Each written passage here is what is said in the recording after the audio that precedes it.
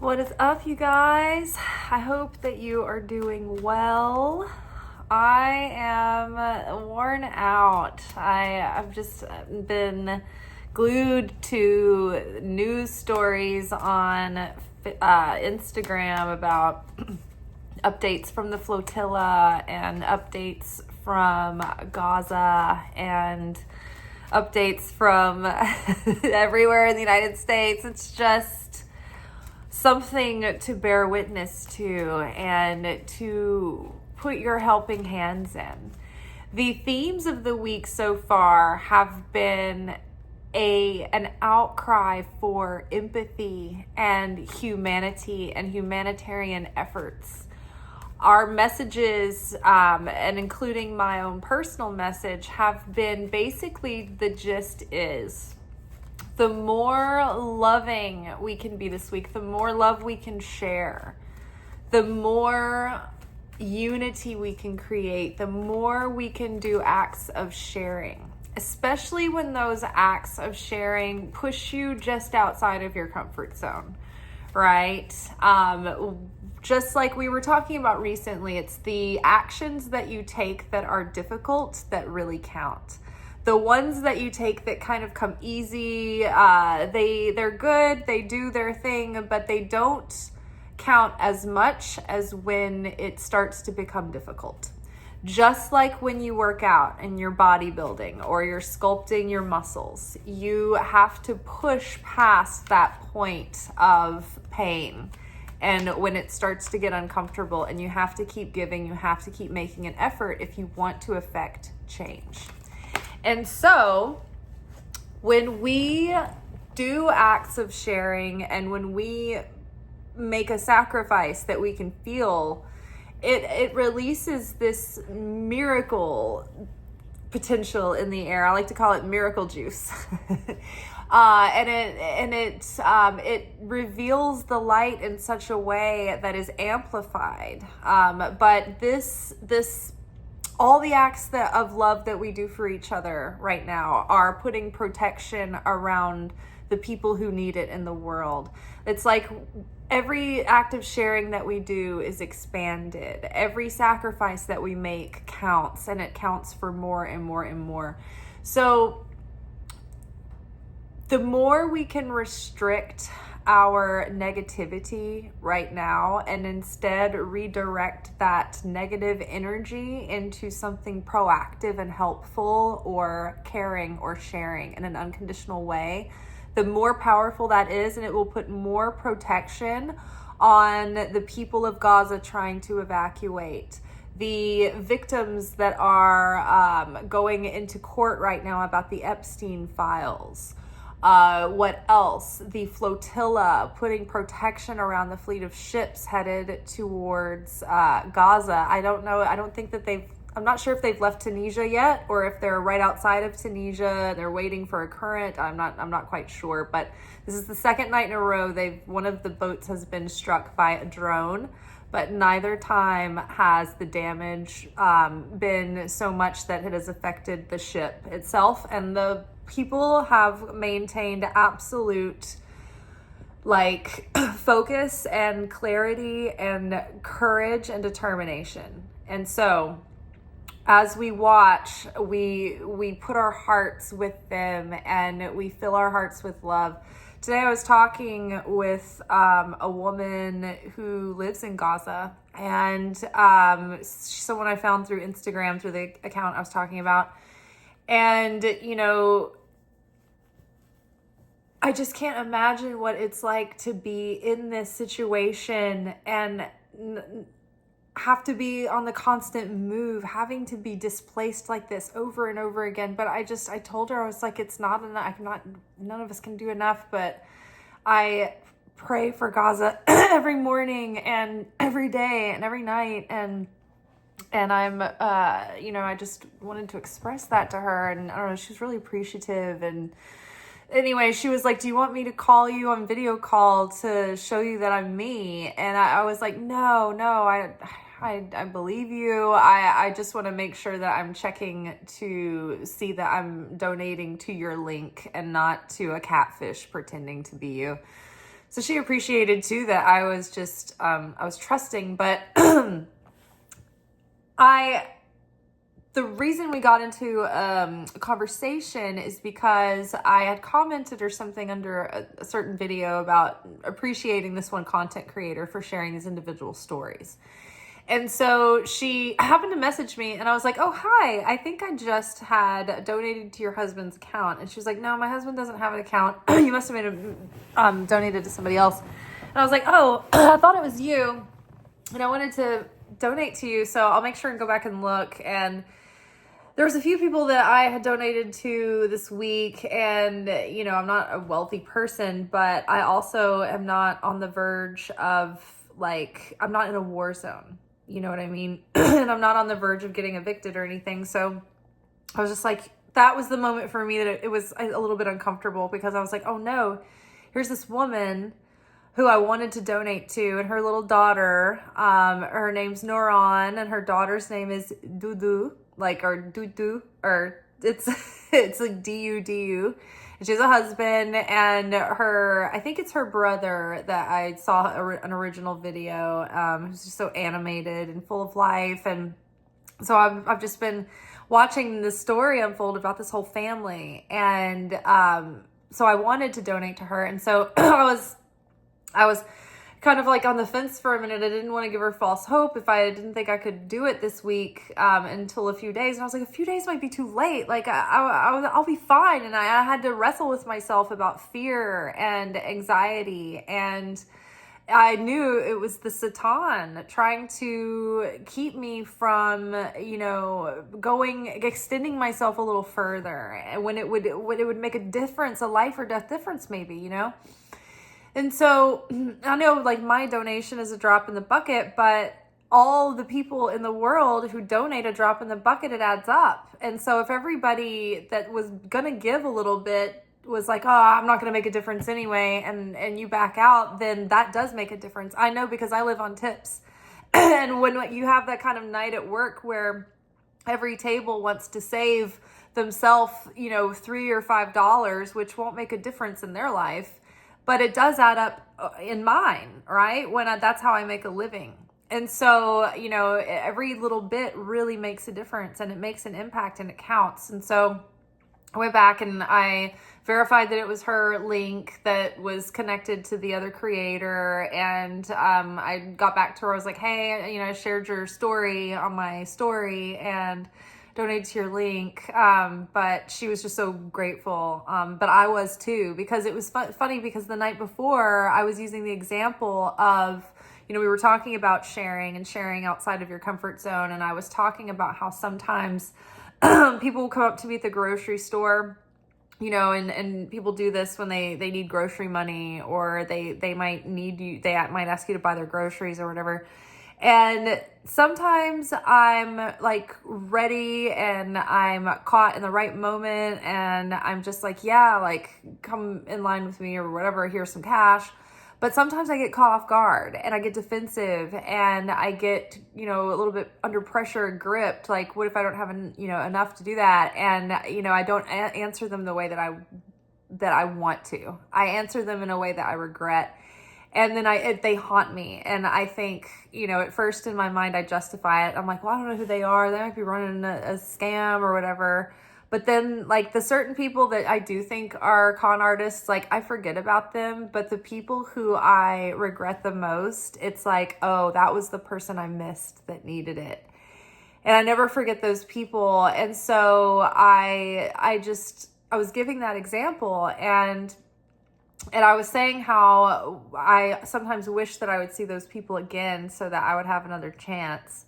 And it's funny too, because today, this example with Noran was exactly that chance. It was, hey, I'm so glad to make your acquaintance. Like, I donated to your account. Oh, it was the wrong account. Oh, I could have stopped with, I'll try to get you as soon as I get my next paycheck. But instead I stopped myself, and I was like, no, this is urgent, and I need to be spiritually prompt and and do this now. And it wasn't like a reactive thing. It wasn't like, oh, I feel so guilty, I have to do this. It was like me thinking, I wish I could do something to help. I wish I could be there to help these people. I wish I was richer so I had more money to give. And I was like, this is a moment of choosing certainty. And then after I sent her the money, I witnessed the Satan coming in and saying, what was the PayPal link? Why was it a weird name? Why was it like an American sounding name? Or why, like, maybe I didn't check the account enough? Or what if somebody took her videos and reposted them? Or what if this and this and this? And I just thought, what if everything's fine? And what if she had to use an American name on PayPal or go through someone because of the weird fuckery that is going on right now through some of those companies trying to pay people out? And so I was like, this is a gamble that I would be willing to take. And I'm not, this isn't going to be anything that's going to affect me in the long run, but it could have an effect and a positive effect on someone else. So I'm willing to take that risk. And there's also other accounts that do have warnings come up. And this one didn't have anything, it was fine. So I realized that was like the thing that we were talking about in last night's video about the seeds that get dropped into tender soil, the weeds in the early spring that starts to grow into your garden box, and you have to pull them out before they grab all the nutrients out of the soil and before they spread their root systems. And before they really take root, you've got to get them out fast. And that's what this morning was all about, because when you take an action of faith like that and you stretch yourself outside of your comfort zone, look for the Satan to want to trip you up right afterwards. Because when you start to doubt your actions and you start to waver and you're indecisive and you start to get insecure about it and you start to have second guess yourself, that's when you leave yourself open to that vulnerability of the chaos coming in. That's when those sparks of light get stolen back, because your faith lasted briefly, but then it was swallowed by doubt. And then you were left in a lowered vibrational state instead of, maintaining that attitude of appreciating the opportunity. And so I saw it happen in real time. I caught it and I dismissed it. And I was like, no, I'm so appreciative and grateful that I was able to do this today. And I went into work and I was on a private party and we made really good money, me and my niece-in-law. And then on top of it, the party tipped us an extra $200. So I just felt like it was all not serendipitous in a way. I mean, it was just perfectly orchestrated. Let's just put it that. It was so kismet. But even then, that almost sounds like there's some kind of accident involved or spontaneity. It was an exact, perfectly orchestrated workbook exam for the month of Virgo, the month of Elul. So I thought that was amazing. Wow. Okay. So I love our first two cards out. So you guys, thank you for, sitting through that introduction. We're here for the weekly manifestation oracle message. We're using the magical mermaids and dolphins. And I love this. It says, make a wish and break free. Now, I'm going to go on, we're doing this reading on a personal level, but on a global level, I feel that this is in support of the flotilla and the situation happening in Gaza right now. The Geneva Convention met, and every country in the world except for two voted to acknowledge Gaza, the country of Palestine as a country, which opens the opportunity for military intervention in what is going on right now there.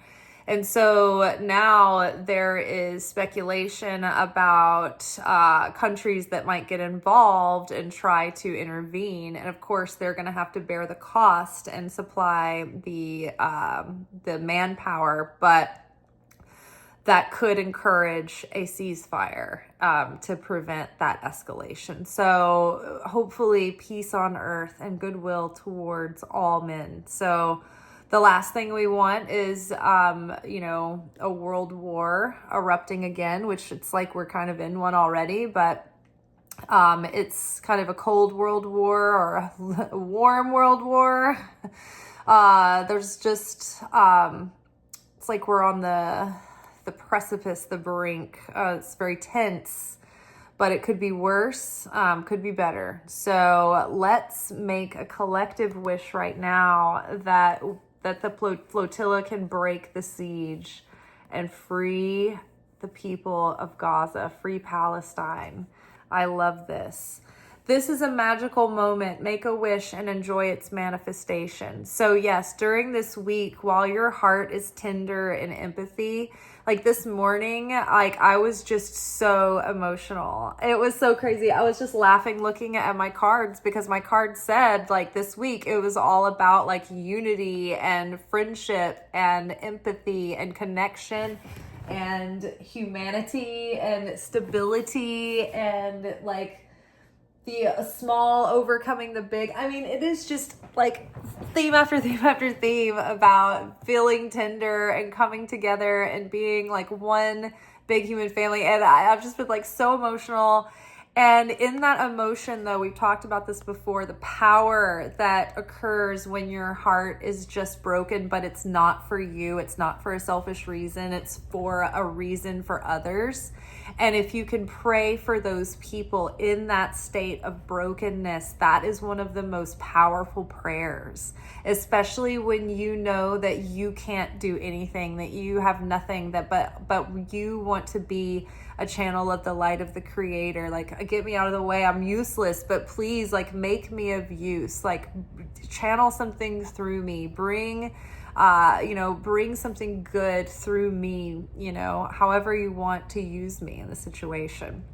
So, and that creates miracles, even ones that we can't see, feel, or touch. You could do something that could spark a moment that happens or a decision that's made on the other side of the world. You just never know. So all of our collective work on changing our own negativity inside of us actually tips that cosmic scale and changes the fate of the world. So every little thing that you do, it matters, especially when your intention is towards the highest good of all. So right now, on a personal level as well, make a wish, because the work that we're doing in the month of Virgo is preparing us for our big soul birthday on Rosh Hashanah. And so we stand before the cosmic court that day, and we are judged based on our merits from the year.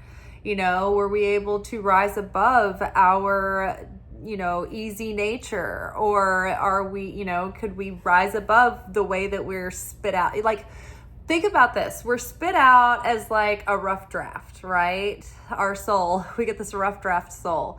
Can we rise above the first version of us, the 1.0? Like, maybe, you tend to be lazy. It's like, can you overcome your laziness? Do you tend to be a workaholic? Well, then can you relax? Like, it's like, go against your automatic tendencies. Let's just put it that way. When you do that, you like break open this light around you that turns into surrounding light, or the surrounding light, when it's coming in, it's putting pressure on you. And then you go through these experiences where you overcome your nature and you change and you choose differently this time, right? Or you don't say the mean thing you were going to, or you take the courageous action in the face of fear. Then you reveal this light that becomes inner light, that ends up being, that shines from inside of you, and it's protective and it's magnetic, and it's like your aura that expands out, but it protects you and it draws in blessings. I love this lens flare because it makes me feel like I have an aura of light around me. It's not angels, you guys. It's just a lens flare. I love it. People get like, I remember when I used to watch this one teacher's videos all the time, and I don't know if you know Gabrielle Bernstein, but people would be like, the orbs are floating around you, and it's like it was just dust it's just dust floating in the air more than likely. Well, it's fun. We love letting our imaginations run wild. But, sometimes I do see like lights and things and orbs. And I actually have caught some pretty funny things on camera sometimes when I've gone back and watched my videos. So maybe she was surrounded by orbs. Maybe it wasn't dust. But this really is like a scratch on the front of my lens. Okay. So we are making a wish. This is a magical moment. Make a wish. Enjoy its manifestation. And so anyway, on Rosh Hashanah, we do get a new soul. And so the year to come, it's like all of our blessings and our experiences and things are sort of decided for the year, and they're written into like a draft one of the script, and they're put into your spiritual bank account. So, it's good to spend this month trying to finish the year strong to get, on teacher's good side for the final exams, right?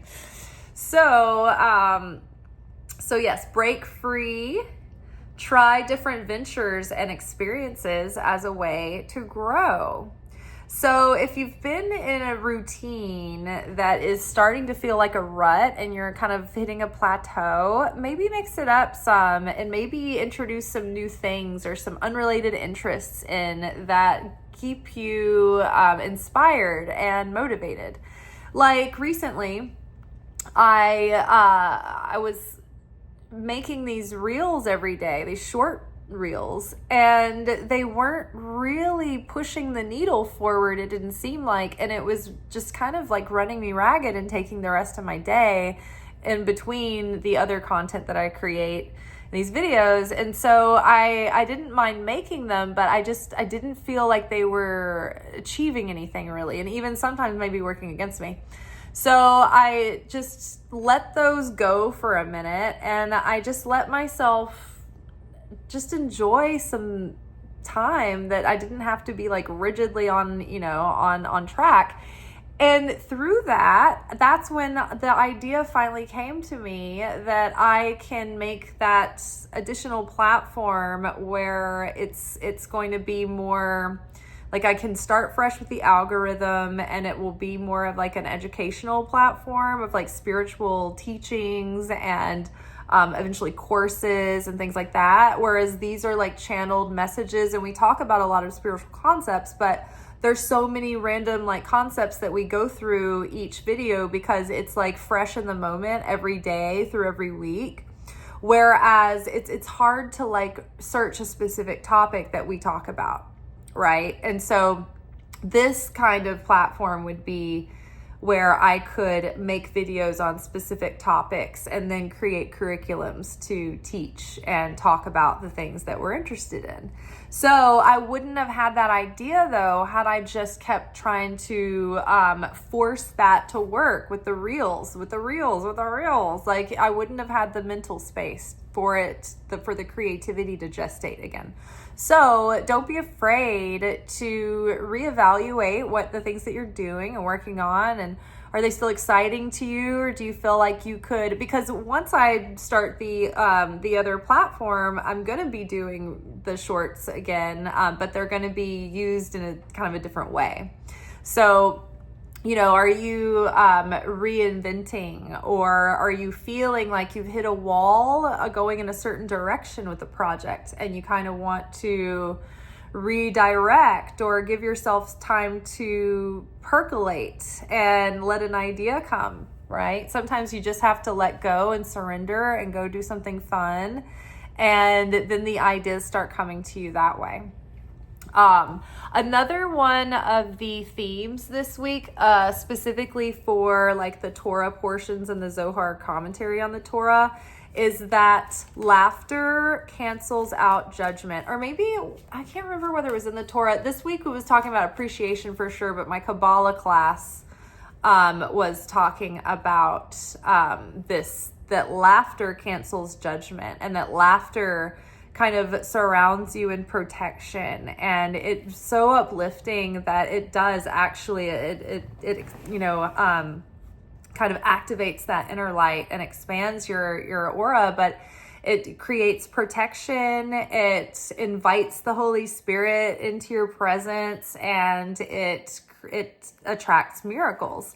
But laughter is such a good medicine, and laughter is such a it's so uplifting, obviously. But in any situation I've ever been in, even in my most saddest times, if I can get a good laugh in, I mean, that changes everything. It just lightens your whole energy field, lightens your heart, and it opens up space for your day to change and your outlook to shift and your experience to shift.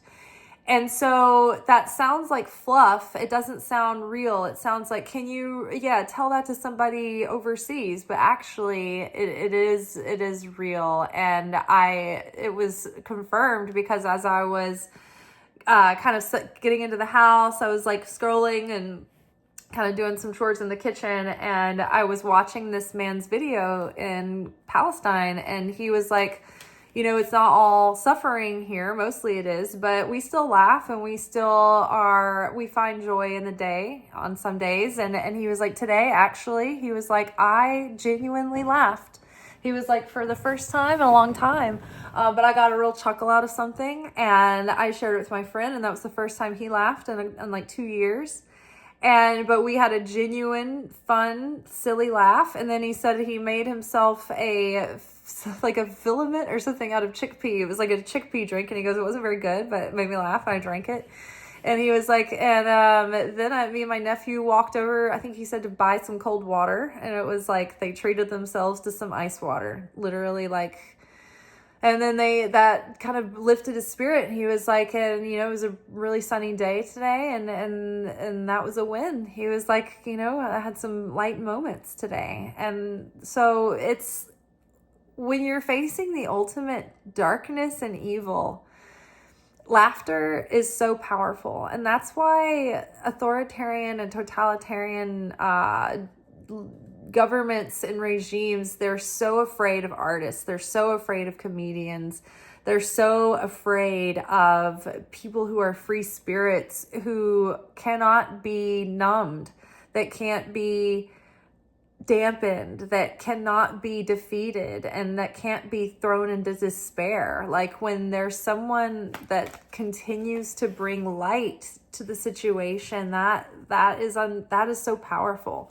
Because that is in motion, showing that they have not won, that they have not broken you, that they have not killed your spirit. So I was grateful to hear about that guy's laughter today. Pay attention.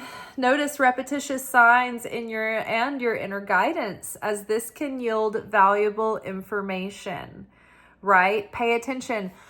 Just like today, when the girl reached out and messaged me, and it was the one that I saw the other day, and she was kind of like still sitting in my heart, and I wondered about her, and I thought, I shouldn't wait, too long to donate to her account. And then, it all worked out. It came to me, right? And this was a scenario that we just used as an example of, like the day before, about the grocery store people. So when you see things like that, pay attention, because they mean something. That this means that the universe is got a quiz in front of you. You're going through a gauntlet. You're going through a challenge that has potential to reveal sparks of light, that has potential to create miracles for others or yourself or both. So when you are triggered, at all this week, or when you're upset, or when you're angry, or when you are, confused about something, just know, I think the opponent is here, which means that I'm in the game. The game's going. We're not paused. We're active in the game. And this is one of those things where if I get past my opponent here, I'm getting into the next level. right? I'm going to the next level. So we are defeating the opponent as we pay attention to these tests and we pass them. Notice repetitious signs and your inner guidance, as this can yield valuable information.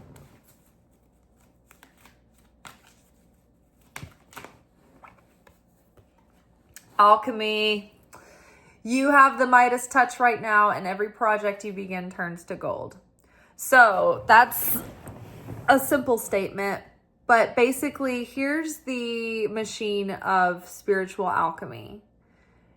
You have a grudge against someone and they get under your skin, and you catch yourself before you start going on that like sassafras like thing in your head, and you're like, you're getting an attitude and you're giving them the business in your head.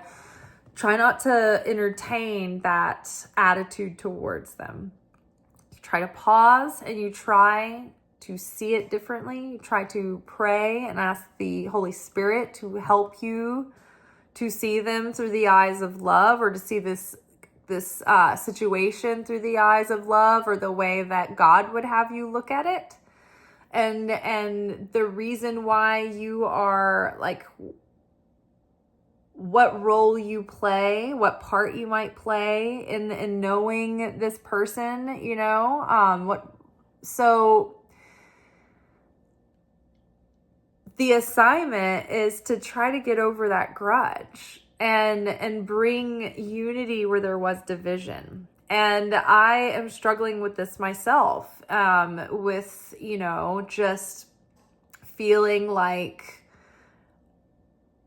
there's so many people out there who warned us about the fuckery that they're falling for. And like warned us for decades about it. And then they were the ones in the end that like were like, yeah, sign me up, you know? So that is very frustrating, and it creates a lot of anger and rage and grief. And so just processing that and trying to find the human being behind the judgment, trying to let go of the judgment and accept the human being, and accept that you don't agree with the human being and you don't agree with what they're doing. But you also are voting to try to have love and love for that human being regardless of how badly I disagree with them. Now, loving a human being does not mean that you cannot hold them accountable, that you cannot disagree with them, that you cannot walk away and distance yourself from them. But loving them means that you don't harbor hate and rage for them in your heart. You're not hard about it. They haven't changed you on the inside. And so when we can sweeten our bitterness, we sweeten our own judgment. When we judge others, we awaken judgment on ourselves. When we judge another person, we literally press a button that activates us getting that same judgment or being subject to judgment. Judgment can be like, I'm judging a situation and I am like running this person through the ground, even if it's just in my mind, but I am evil eyeing them and thinking the worst of them about a situation, or judging the situation from a self-righteous place, thinking that I know better, or thinking that they should do this and they should do that. When we experience judgment, it's like that when people say like, oh, instant karma, it's like the backlash of your action that you put out. So now you're having to experience some sort of negativity or discomfort, or like cosmic chastisement or discipline, or a process to go through, some kind of discomfort, because judge not lest ye be judged. Like, I realized growing up, I noticed a pattern that whenever I judged someone, that bought me a ticket in their shoes, to walk a mile in their shoes. So every time I judged someone for doing something, like, I would find myself eventually in the same position as that person was in. And I would catch it eventually and be like, oh my God, Yeah. So every time, even down to how angry this country was after the events of 9/11, and how, you know, stirred up we were in our patriotism to go after, you know, terrorism. And we judged so harshly the extremists. Like, we still need to take action, proactive action, to stop barbarism and evil and destruction in the world. But it's the attitude that we attach to it, and that energy and that vitriol that gets us the judgment in return. Because now look at as a nation, we are collectively suffering from our own version of religious extremism that is rising, that is threatening our democracy. Right. And the most, it's so funny because the people who were most about the bad guys that they considered before, those same like extremist values that they warned us about those people, they're demonstrating those exact behaviors now. Isn't that crazy? So judge not, lest ye be judged. And so when we judge, it immediately like presses a button that connects that judgment to us, and we experience judgment too. So outgoing judgment means that you have attached yourself to judgment, and the angels of judgment are like, oh, you're going to get some judgment. So then they're going to send some wrath your way, and you're going to have to go through something. So when we actually catch ourselves in that moment of judgment, and we practice restriction, and we say, you know what? No, I'm not going to entertain that thought. I'm not going to water that seed.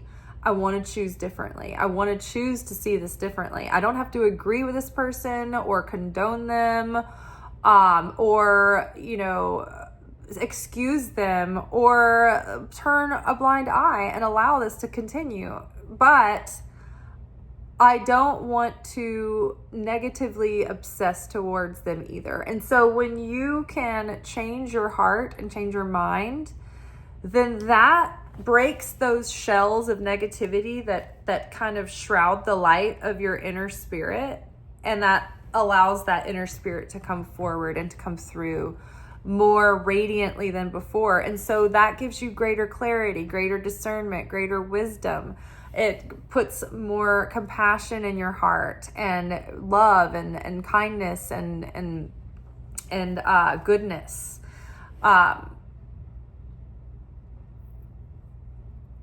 But so when you break a pattern or break a negative behavioral pattern or thought pattern or emotional pattern, it basically is like a sacrifice that opens up something and releases the energy that it was. And now that energy is then redirected into something else that can be created. And so if you can direct that intention into the seeds that you're planting, then that is what the Midas touch is. It's like the thing that gives you the Midas touch right now is the inner work that you're doing, overcoming your negativity, overcoming the darkness. And then that opens up the miracle juice. It opens up the possibility for miracles and really amazing things to be channeled through. So let's grab 2 cards from Wisdom of the Hidden Realms. So we have the magical energy surrounds us. Make a wish. Ooh, we have High Lady of Love and Compassion. Oh my gosh. Reverence, kindness, and consideration. Well, if this isn't everything we've been talking about, okay? So this week, when we practice kindness, reverence for human life, consideration for others' needs, right? Like, I could have just said, I'll tithe to you when my check comes, but there was something in me that was like, no, there's a more urgency here than that. She can't afford for me to be more comfortable with it in a few days, you know? So being considerate of others, you know, the compassion, all of that is going to add protection to the world and to the people of the world who need it most. So it doesn't just stay local, right? The things that you change within you and those actions that you take, they create echoing effects, seismic waves, hungry ghosts, obsessions, scarcity consciousness, and attachment. So when the hungry ghosts come calling and you feel obsessive and you feel scarcity consciousness and you feel attachment, what you need to do is combat that with the high lady of love and compassion. You want to have compassion, reverence, kindness, consideration.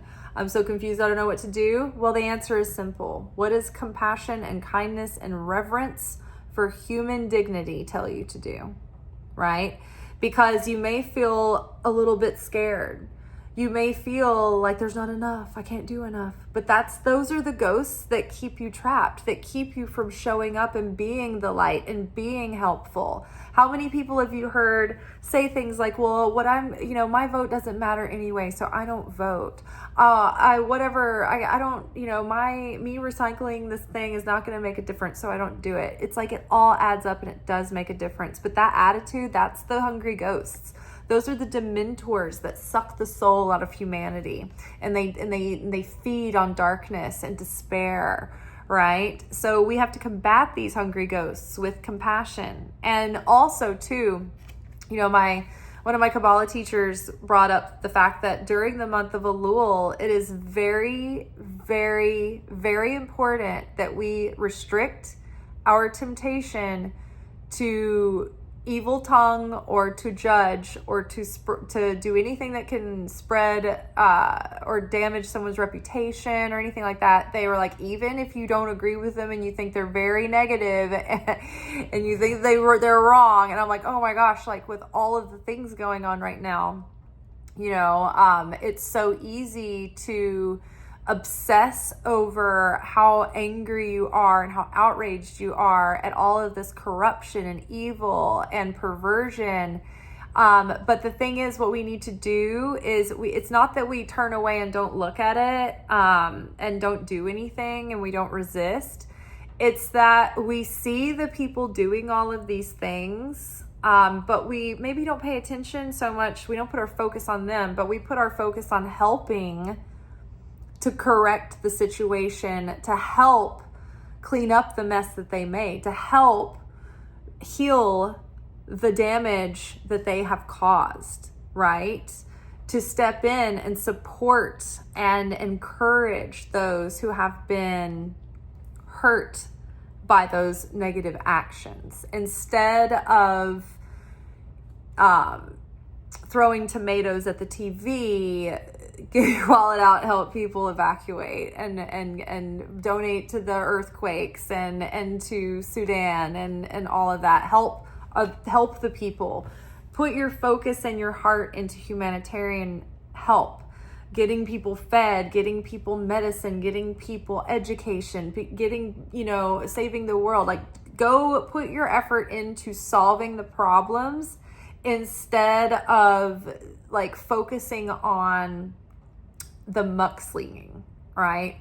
Because the muckslinging, it's going to get slung anyway. So just keep your hands clean for the month of Elul, just for the month of Virgo, because our soul is getting like worked out and negotiated right now. So we want to give ourselves the best chance for our soul to come into a pure vessel and not be tainted and dinged up and banged up before we even have our spiritual new year, before we even start the new year. So judging others will awaken judgment in you. And so you do not want to bring that judgment on yourself. So instead of focusing on the bad guys, focus on helping the good guys. All right. That is all for tonight. We will be back together tomorrow for our midweek alchemy message, where we unpack the work that we're doing and the way that we're approaching the spiritual lessons for the week. All right, until then, peace be with you, peace on earth, and goodwill towards all mankind. Ciao.